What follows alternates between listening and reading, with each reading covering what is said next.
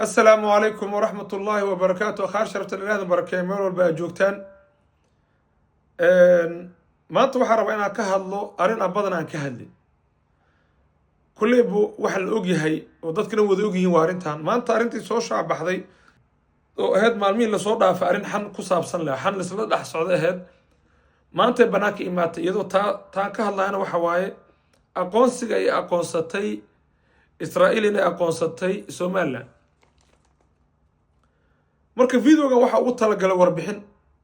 warbixin iyo aqoon u kordhinayo dadkayga Soomaaliyeed marka akhriso kommentaarada dadka ay soo qoraan faalooyinka dadka ku qorayaan journaladu waxay soo bandhigeen meel kasta lagu soo qoray iyagoo faalo ka bixinaysa arkaysa iyo dadka kale oo iyagana u arkaayo dadkii shacabkii Soomaaliland iyagana u arkaayo inay aqoonsigan yahay kii kama dambeeska ahaa oo khalaas ay wada noqdeen marka waxa uu tala galay warbixin ku saabsan dhulalkii ka go'ay wadamo kale ee ka tirsanaayeen iyo wadada iyo xaaladaha mareen ilaa qaarkood boqolaal sano qaar 10 sano waliba wax badan ay isbedelin marka video warbixina ugu tala galay markuu dhul ka go'ayo wadan maxay tahay horta waxyaabaha laga rabo وديع كرتا وحابة إنه يهين لكن أنت أنا هذا عن سك دق أوسو آخري واحد كمله لوكاس قاي وإنه هرت ضد جوك تأودجان إليهن وحكى له لجرا بقى إنه حدود ليهن الجزيرة مرة هذا آخرنا واحد كو أركاي حدود أما إسرائيل واحد أقنصتين تايل حدود إنجليز كجميسي هر ماشوا كأكا سؤال تاعنا واحد تاعي حدودي oo laga hadlaa inuu ku eeg yahay ilaa ingiriiski meesha ka tagay arintu waxa isbedel kulli ba anaga dhan waa la socnaa laascanood in hadda meesha ka baxda si lagu soo celina xabad ma noqon arin kale waay laakiin xuduudda la leeyahay illa xuduudaas la aqoonsay xuduud inta waay Soomaali gudaheed ma xuduud kale leh xuduud inta ku eeg tahay yaa waa dadka meesha dagay arintaas su'aal mudan waa in laga jawaabo waana ognahay inay jawaab lahayn waxa kamid ah dawladdaas ama dhulkaas la aqoonsanay leeyihiin dawlad dhaqaale military wax walba ku filan dagaalkii ka dhacay laascanood iyo Soomaaliland dhaxmaray qofkaas uu ogyahay iyo sidoo ku dhamaaday ma ka sheekeynayno waa military marka laga sheekeynayo dhan dhaqaalena waa ognahay marka arintaas waxa waaye warbixinta ku saabsan in wadankii laga rabo intaas waxa lagu daraa dadka qasamiya dhulkaas wadanka uu ka go'ay in uu i'tiraafo uu ogolaansho siiyo qasam maaha laakiin wuxuu ku xiran dastuurkii wadankaas u qoran ee ku xirantay dhulkaas go'ay dastuurka lagu dhaqmayo Soomaaliya ma ogola in dhul Soomaaliya ka tirsan sida dadka dhan taaka kamid ah inay go'do ma ogola Soomaaliya لكنه ودن كان أقلاش أو كسيو وكوفو دانيس أقونسي وحبي سهلسا سؤال شو حوا مركب ما جيران دول جوأي أو ودن كجوأي أو اعتراف ضد بدن أقونصدين أو ولنا ودن نقل ما جيران تصار هذا دا كسيو فلسطين waxa boqol iyo konton iyo 7 wadan aqoonsatay oo kamid ah UN wadamada UN ka diiwaan gashan ayaa waxa aqbashay Palestine boqol iyo konton iyo 7 wadan Kosovo wali aqoonsiga haaf lagu tilmaamay maadaama ay wadankii ay ka go'day diidan yahay wali waxa loogu soo qoray wadan haaf la aqoonsan yahay waxa iidan aqoonsatay ku dhawaad 108 ilaa 117 wadan aqoonsatay walina wadan ma noqon yuuna laga mid noqon 100 meeshan waxa ka hadlaynaa wadan Israa'iil dhahay wadan kale journal waxa soo qoray la wadan ku dhawaaqi doonto laakiin hal wadan ilaa had Israa'iil ku dhawaaqday Israa'iil ka muslimaan anaga maxaa u aqoonsanahay muslimiin hadaan nahay Israa'iil waxa aqoonsanahay dad walaalaheena dilaayo baabi'inayo oo dunida dhan ay hadda u aqoonsatay inay sameeyaan xasuuq shacab inay wadaan inay bilaadan inay titiraan ay rabaan u qoran wadamadii oo galbeedka waxay taagin hadduu ninka madaxda meeshaas ka soo dego in la xiri doono u qoran inuu yahay nin criminal inuu yahay israa'iil waddan miya anag muslim haddaana madan xitaa nooma aha waxau aragnaa dad gumaysanaya dad muslimiin ah oo dhulkooda ka xoogayo marka in xiriir la sameeyo ay ku ogolaadaan taas naftigeeda booskaa ka joogtid adiga marka koowaad ma waxaa tahay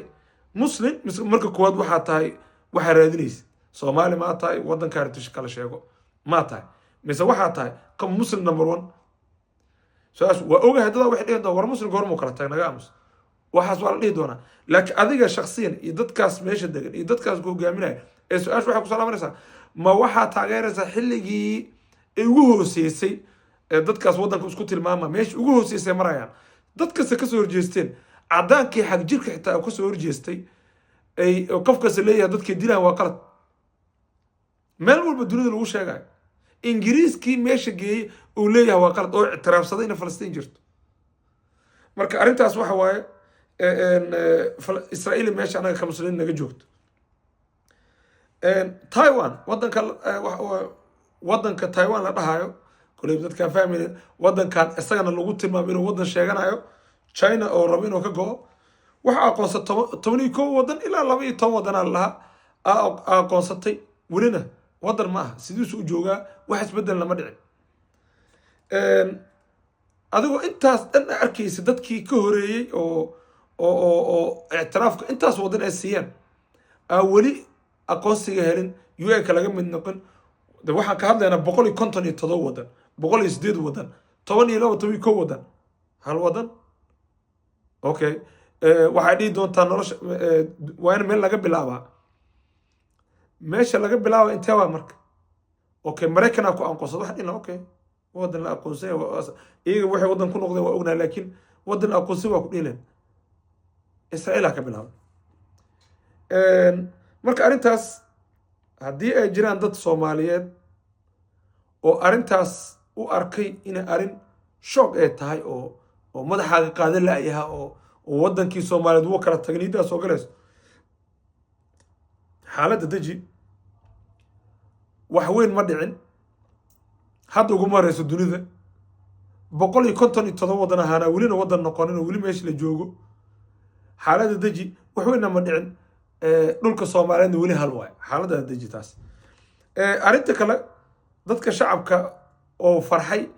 ictiraaf ah la dhahayo xaaladda hala dejiyo waddanku aqoonsan aslaftigiisa dood ka taaganta muslimiin badan aqoonsaneen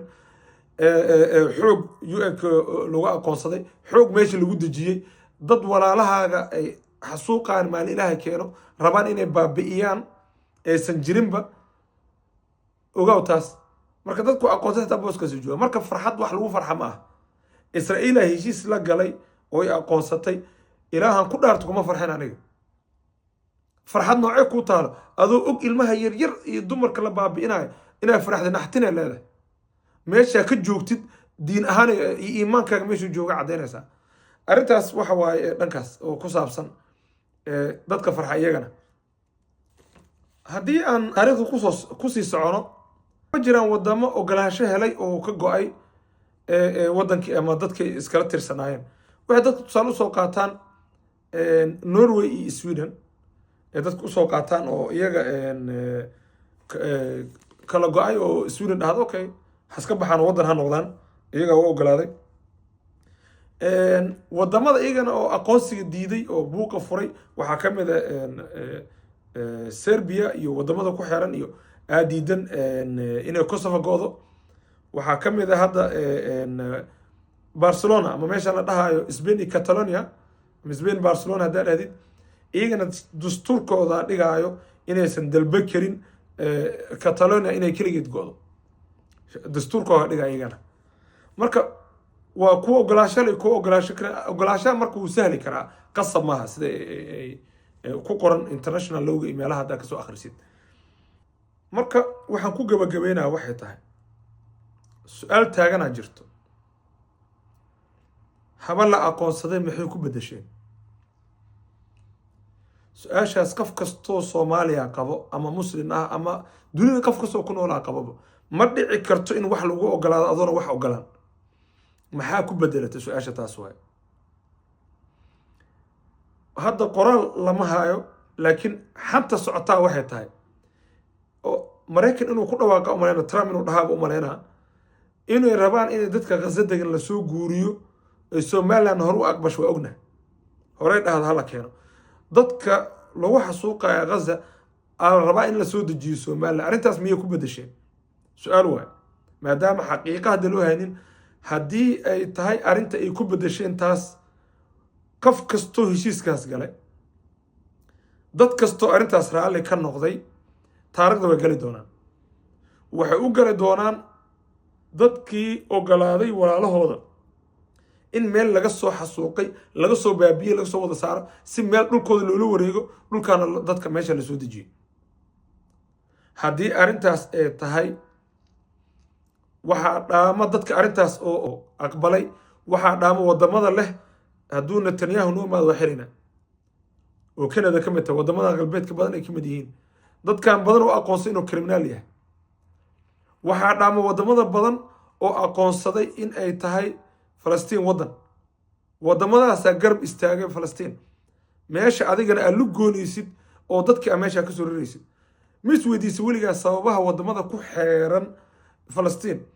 ay u leeyihiin dadka hana wada imaadaan badankooda sababta u leeyihiin waxa waaye haddii dadka la dhaho ka soo taga meesha oo dhulkii Gaza meesha oo banaanaado Israa'iil la wareegayso maxaa la sameynaa markaas dadkii maxaa u haysaa wadankoodii asalaaba haaf laga sii qaatay ka badane oo meelihii joogin laga sii burnaay ma waxaa ka mid noqonaysaa dadka lu goonaya walaalaha arrintan warbixina ugu talagalay kulleyba xoogaa emotional waa ku dhex daro ah dadkaas Falastiiniinta walaalaheen ah oo iyagoo garab istaagi wax walba la'aa in wadankooda walaalkood ah lu goonayo taasa ugu daran mas-uuliyaddana warwareeg ma laha wadankan nina loo doortay ninkii loo doortana arrintan asoo joogo inay dhacdo asana taariikhda meel ka galaa madaxweynihii asoo joogo waagii Ethiopia meelihii dadka lagu kala daro dhulka nagala gooy iska day hadda asoo jooga dhulka la ictiraafay asoo wadanka madax ka ah taariikhdaas aan ugu darsado qofkii dhahay qof codoo keenay haddana wuxuu keenay wadan dhul Soomaaliyeed inuu go'o asoo nool oo madax ka ah agtiisa lagu ictiraafay taasna taariikhda ugu dara assalaamu calaykum ورحمة الله وبركاته.